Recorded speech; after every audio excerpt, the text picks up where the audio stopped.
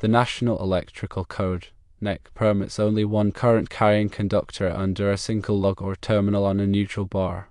A current-carrying conductor is any conductor that carries electrical current, such as a hot, ungrounded conductor or a neutral conductor.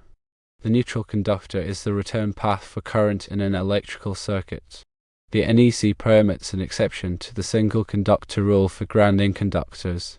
A bare or insulated grounding conductor may be installed under the same lug or terminal as a neutral conductor, even if a current-carrying conductor is also present. Therefore, it is acceptable to install the neutral and bare ground of the same cable under the same screw on a neutral bar. This is because the grounding conductor is not considered a current-carrying conductor under the NEC rules. To further elaborate on the NEC requirements for neutral bars, it's crucial to understand the definitions and distinctions the code makes between different types of conductors. Firstly, the NEC defines a conductor as any material suitable for carrying electrical current. Conductors used in electrical wiring systems are typically made of copper or aluminum due to their high conductivity. Secondly, conductors are categorized based on their function within the electrical circuit. These categories include ungrounded conductors, grounded conductors, and equipment grounding conductors. Ungrounded conductors, often referred to as hot wires, carry the electrical current from the source to the load. They are typically identified by black or red insulation. Grounded conductors, commonly known as neutral wires, provide a return path for the current back to the source. They are identified by white or gray insulation. Equipment grounding conductors, also called grounding wires, provide a low impedance path for fault current to return to the source, helping to protect against electrical shock hazards.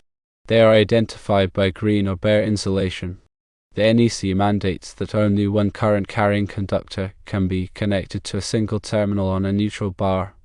This rule is intended to prevent overloading of the terminal and ensure proper electrical connections.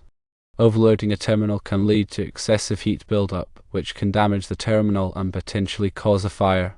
Proper electrical connections are essential for maintaining the integrity of the electrical system and preventing malfunctions. There is an exception to the single conductor rule for grounding conductors. The NEC permits the installation of a grounding conductor and a neutral conductor under the same terminal on a neutral bar, even if a current-carrying conductor is also present. This exception is based on the understanding that grounding conductors are not intended to carry current under normal operating conditions. Grounding conductors only carry current during a fault condition such as a short circuit or ground fault. In these situations, the grounding conductor provides a path for the fault current to return to the source, tripping a circuit breaker or fuse and de-energizing the circuit. The NEC allows the connection of grounding and neutral conductors to the same terminal in specific scenarios to simplify wiring and reduce the number of terminals required. This practice is commonly used in residential wiring, where the neutral bar in the electrical panel serves as the termination point for both neutral and grounding conductors. It is important to note that the NEC specifies requirements for the size and type of terminals used for connecting conductors to neutral bars. The terminals must be appropriately sized for the conductors being connected and must be listed for the intended use. Additionally, the terminals must be properly tightened to ensure a secure electrical connection. Failure to comply with these requirements can result in loose connections, overheating, and potential electrical hazards. When installing conductors on the neutral bar, it is essential to follow the manufacturer's instructions and the NEC guidelines. Firstly, ensure that the power to the circuit is turned off before working on any electrical connections. Secondly, identify the correct conductors for termination on the neutral bar. Thirdly, strip the insulation from the end of the conductors to expose the bare wire. Fourthly, insert the bare wire into the terminal and tighten the screw to secure the connection. Fifthly, use a torque screwdriver to ensure that the screw is tightened to the manufacturer's specified torque. Sixthly, inspect the connection to verify that the wire is securely held in place. Seventhly, repeat these steps for all conductors being connected to the neutral bar. In addition to the general requirements for neutral bar wiring, the NEC also includes specific rules for grounding electrode conductors. Grounding electrode conductors connect the electrical system to the earth, providing a path for fault current to dissipate into the ground. The NEC specifies the size and type of grounding electrode conductors based on the size of the service entrance conductors. The NEC also requires that grounding electrode conductors be connected to a grounding electrode, such as a ground rod, ground plate, or underground water pipe. The grounding electrode provides a low impedance connection to the earth, ensuring that fault current can safely dissipate into the ground. The NEC also addresses the use of neutral conductors in multi-wire branch circuits. A multi-wire branch circuit is a circuit that shares a common neutral conductor between two or more ungrounded conductors. The NEC requires that the neutral conductor in a multi-wire branch circuit be sized to carry the maximum unbalanced load. The unbalanced load is the difference in current between the ungrounded conductors. The NEC also requires that the neutral conductor in a multi-wire branch circuit be connected to a neutral bar that is properly sized and rated for the circuit. In summary, the NEC provides detailed guidelines for neutral bar wiring, grounding, and multi-wire branch circuits. These guidelines are intended to ensure the safety and reliability of electrical systems. By following the NEC requirements, electricians and homeowners can minimize the risk of electrical shock, fire, and other hazards. Always consult the latest edition of the NEC and local electrical codes for specific requirements in your area. Electrical work should only be performed by qualified and licensed electricians. For example, consider a scenario where you are wiring a subpanel in a detached garage. The subpanel will be fed from the main electrical panel in the house. The NEC requires that the subpanel have a separate neutral bar and ground bar.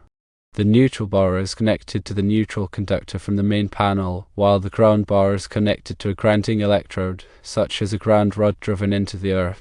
When wiring the circuits in the garage, you will connect the neutral conductors to the neutral bar and the grounding conductors to the ground bar. You can connect the neutral and grounding conductors of the same cable under the same screw on the ground bar, as this is permitted by the NEC. However, you must connect each neutral conductor to a separate terminal on the neutral bar, as the NEC only allows one current carrying conductor per terminal.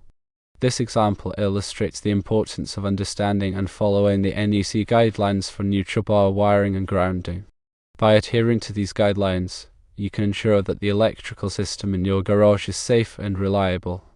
To provide another illustration, let's consider a situation involving an appliance circuit in a kitchen.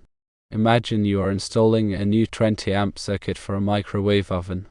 The circuit will consist of a 12-2 cable with a black, white, and bare copper wire. The black wire will be connected to the circuit breaker in the electrical panel, providing the hot and grounded conductor. The white wire will be connected to the neutral bar in the electrical panel, providing the return path for the current. The bare copper wire will be connected to the ground bar in the electrical panel, providing a path for fault current in case of a short circuit or ground fault. At the receptacle outlet, you will connect the black wire to the hot terminal, the white wire to the neutral terminal, and the bare copper wire to the grounding terminal. When connecting the wires to the neutral bar and ground bar in the electrical panel, it is important to follow the NEC guidelines. You can connect the white and bare copper wires of the 12-2 cable under the same screw on the ground bar, as this is permitted by the NEC. However, you must connect the white wire to a separate terminal on the neutral bar, as the NEC only allows one current carrying conductor per terminal. This example highlights the practical application of the NEC rules for neutral bar wiring and grounding in a common residential setting. By following these rules, you can ensure that the appliance circuit is properly wired and safe to use. Furthermore, it is important to be aware of the specific requirements for bonding the neutral and ground bars in certain situations. In a service entrance panel, which is the first panel after the meter, the neutral and ground bars must be bonded together. This means that there is a physical connection between the two bars, typically in the form of a bonding screw or a bonding jumper.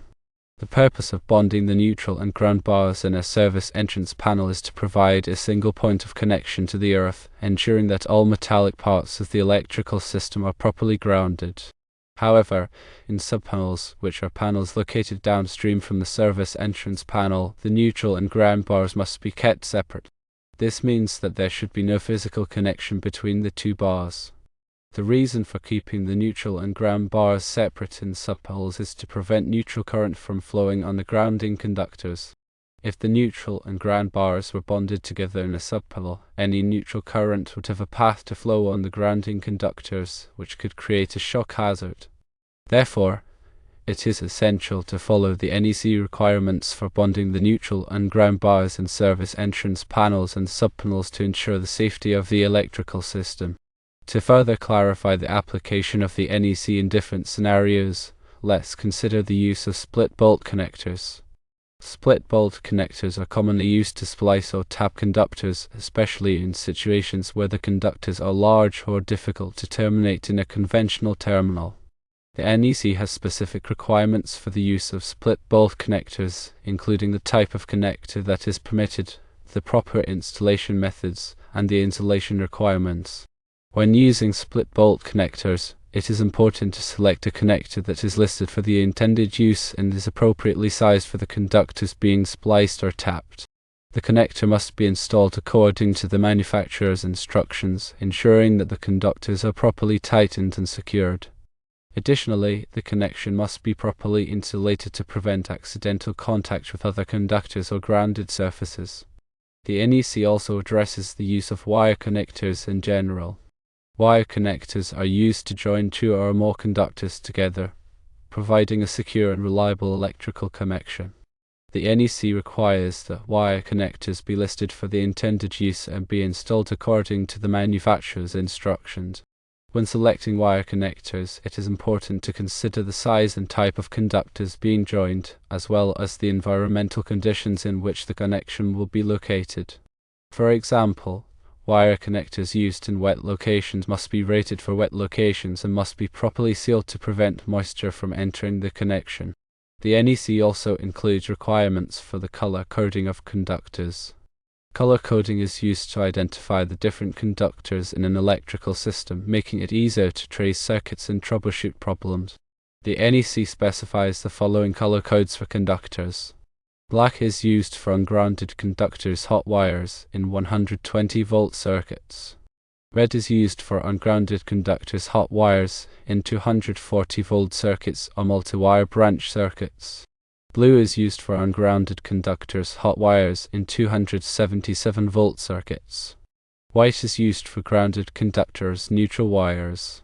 Green is used for equipment grounding conductors grounding wires. Gray is also used for grounded conductors, neutral wires. These color codes are not always strictly enforced, especially in older installations. However, it is good practice to follow the color codes whenever possible to ensure that the electrical system is properly wired and safe to use. The NEC also addresses the use of conduit and cable. Conduit is a rigid or flexible tube used to protect electrical conductors from physical damage and environmental factors. Cable is a factory assembly of two or more conductors, typically enclosed in a protective sheath. The NEC specifies the types of conduit and cable that are permitted for use in different locations and applications. For example, rigid metal conduit (RMC) is commonly used in industrial settings where the conductors are exposed to harsh conditions. Electrical metallic tubing (EMT) is commonly used in commercial and residential settings where the conductors are not subject to severe physical damage. Non-metallic sheath cable (NM cable) is commonly used in residential wiring for branch circuits. The NEC also includes requirements for the spacing and support of conduit and cable. Conduit and cable must be properly supported to prevent them from sagging or becoming damaged. The NEC specifies the maximum spacing between supports for different types of conduit and cable. These are some of the many topics covered in the NEC. The NEC is a comprehensive set of standards that is constantly updated to reflect the latest advancements in electrical technology and safety practices. Electrical work should only be performed by qualified and licensed electricians who are familiar with the NEC and local electrical codes. These codes are updated every 3 years, so it is important to keep up to date. Always ensure you use the most current and applicable version.